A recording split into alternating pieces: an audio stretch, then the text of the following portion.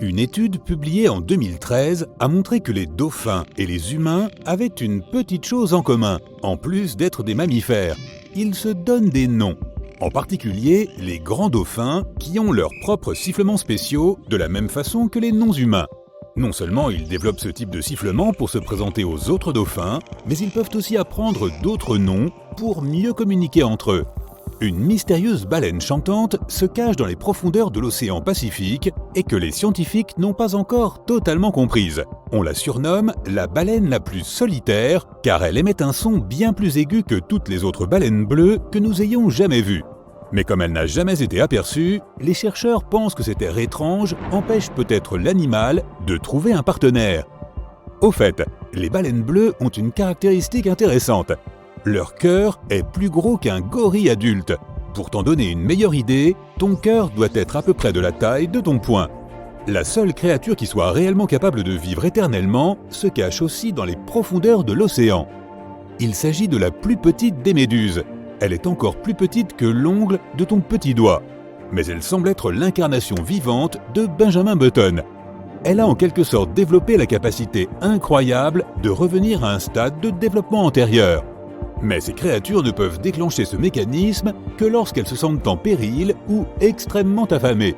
Évidemment, elles ont reçu le surnom de méduses immortelles.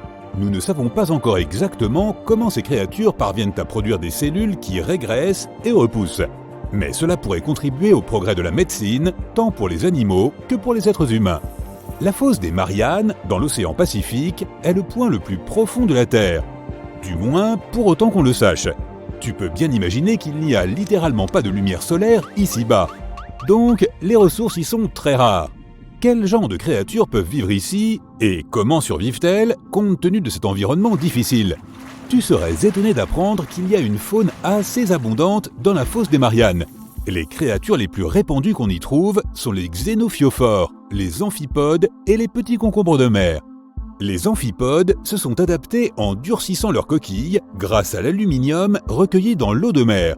Des créatures plus petites comme les microbes se sont adaptées en se nourrissant des composés chimiques émis lorsque l'eau de mer effrite les roches sous-marines. La limace de mer des Mariannes passe facilement pour la rockstar de la région. Ces créatures sont assez petites, à peu près la longueur d'un smartphone standard pour les plus gros spécimens, translucides et dépourvues d'écailles. Mais elles sont le principal prédateur de la région. La communauté scientifique a récemment reconnu un 5e océan distinct des océans Pacifique, Atlantique, Indien et Arctique. On l'appelle l'océan austral et il est entouré par 3 des 4 autres océans. Tu ne peux pas t'empêcher de te demander quelle créature mystérieuse il recèle. Il s'avère que des milliers d'espèces d'animaux sauvages vivent là que l'on ne trouve nulle part ailleurs dans le monde. Commençons par les scotoplanes ou cochons de mer. On en trouve beaucoup dans les eaux au large de l'Antarctique. Mais pourquoi l'appelle-t-on ainsi? À cause de sa teinte rosâtre et de son apparence rondouillarde et bouffie.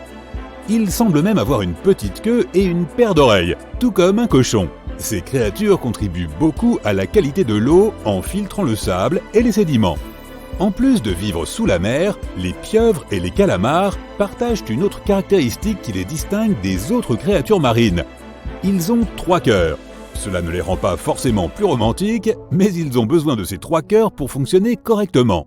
Ils possèdent un cœur principal qui aide à la circulation du sang, ainsi que 2 cœurs branchiaux qui sont chargés de pomper le sang près des branchies. Ce sont aussi des créatures assez intelligentes et sociables. Une recherche récente, qui comprenait l'étude de séquences de pieuvres en milieu aquatique, montre qu'elles adoptent parfois un comportement inhabituel. Elles semblent se jeter volontairement des objets les unes sur les autres. Cela peut être n'importe quoi, du sable des fonds marins, des coquillages ou même des pierres. La raison pour laquelle elles font cela est encore sujette à débat, mais la plupart des scientifiques pensent que c'est pour défendre leur espace vital. Les pieuvres sont connues pour être des créatures solitaires, alors quand quelque chose ou quelqu'un, comme un caméraman sous-marin par exemple, est trop proche d'elles, elles se déchaînent. Ce n'est pas que nous ne soyons pas déjà un peu intimidés par les créatures marines, mais pour ta gouverne, les requins peuvent parfois avoir des milliers de dents. Et pas seulement 1 ou 2000, jusqu'à 30 000 dents au cours d'une vie pour être précis. Personne n'aimerait être le dentiste d'un requin, ça c'est sûr. Tu cherches une créature pour participer à un concours de beauté? Tu devrais peut-être éviter le requin-lutin. En fait, on dit souvent que c'est la créature la plus laide sur Terre, le pauvre. Principalement à cause de son long museau semblable à une épée. À vrai dire, ces animaux utilisent cette partie de leur corps pour traquer leur proie. Ils fonctionnent comme une antenne qui capte les mouvements des créatures environnantes. Une fois qu'ils ont repéré la position de leur repas, ils l'attrapent très vite grâce à leur monstrueuse série de dents. Le blobfish, lui aussi, est loin d'être un canon. On l'a souvent décrit comme le visage d'un humain à moitié fondu. Bizarrement, il a comme une sorte de faciès qui nous donne l'impression qu'il a des yeux, une bouche et même un nez. Tu trouveras cette espèce de poisson dans les eaux profondes, au large des côtes de l'Australie et de la Nouvelle-Zélande. La baudroie est si étrange qu'on l'aperçoit même dans le monde de Nemo. On la trouve souvent dans les régions les plus sombres de l'océan, car elle est parfaitement équipée pour naviguer dans ces courants. Et ce, surtout grâce à un organe spécial qui l'aide à naviguer dans un environnement complètement noir. On l'appelle l'esca, et il agit comme un leurre lumineux attaché à leur tête, un peu comme les mineurs qui utilisent des casques lumineux pour marcher dans les tunnels. Il brille grâce à une bactérie spéciale qui produit une bioluminescence. Cette bioluminescence se traduit essentiellement par la capacité d'un organisme à émettre sa propre lumière. La chimie a beaucoup à voir avec tout cela. Les animaux qui disposent de cette capacité insensée utilisent deux composés chimiques, la luciférine et la luciférase. Ajoute un peu d'oxygène à ces deux molécules et voilà, tu as de la lumière. Dans les profondeurs de l'océan Indien et du Pacifique occidental vit la crevette menthe pan. À première vue, tu pourrais croire qu'il s'agit d'une petite créature toute mignonne, toute douce et colorée comme un bonbon. Mais ne te laisse pas berner, cette petite créature peut littéralement distribuer des coups de poing. Elles sont connues pour ralentir leur proie en la frappant avec leurs deux appendices. Le coup de cette crevette est l'un des mouvements les plus rapides jamais vus dans le règne animal.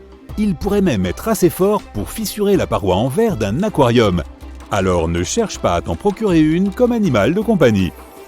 Le calamar vampire n'est ni un calamar, ni un vampire. Alors pourquoi ce surnom ? Bien sûr, il ressemble à un calamar à première vue, mais les spécialistes de la faune ont déterminé que le vampire des abysses était un animal totalement différent, même s'il est pourvu de 8 bras et de 2 tentacules. Pour ce qui est de la partie vampire, ils ne se nourrissent pas non plus de sang animal, ce sont des chasseurs plutôt passifs. Ils doivent ce nom inhabituel à l'aspect de la peau qu'ils ont entre les bras et qui ressemble à une cape. Oui, c'est pas faux. Le grand avaleur est un expert quand il s'agit d'attraper son déjeuner ainsi qu'un petit quelque chose pour la route pendant qu'il chasse au fond de l'océan. C'est parce qu'il a développé la capacité d'avaler des proies bien plus grosses que lui. Il possède un boyau extensible rattaché à son ventre qui agit comme un Tupperware à emporter. Ces animaux ont besoin de cette caractéristique car ils passent la plupart de leur temps dans des eaux très profondes où la nourriture peut s'avérer rare. C'est vrai que c'est toujours pratique. L'uranoscope est un poisson bizarre au comportement tout aussi étrange. Tu peux souvent le voir dans les lagunes sablonneuses des eaux côtières.